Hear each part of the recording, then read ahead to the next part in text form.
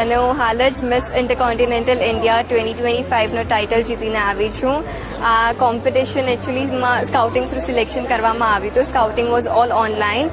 એમાં મારા જે પાસ્ટ મેન્ટર્સ છે લાઈક અલીસિયા મેમ, અંજલિ મેમ છે, પછી તન્વી મેમ છે ફ્રોમ કોન્ફિડન્સ એન્ડ ક્રાઉન્સ એકેડેમી અને કોકોબેરી એકેડેમી, એ લોકોમાંથી મારું રિવ્યૂઝ લીધા હતા.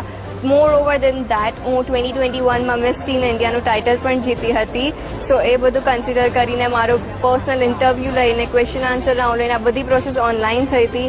એ પછી મારું સિલેક્શન કર્યું છે ફ્રોમ 14 ગર્લ્સ, એમાંથી 4 ફાઇનલિસ્ટ હતા અને 4માંથી મારું સિલેક્શન થયું છે.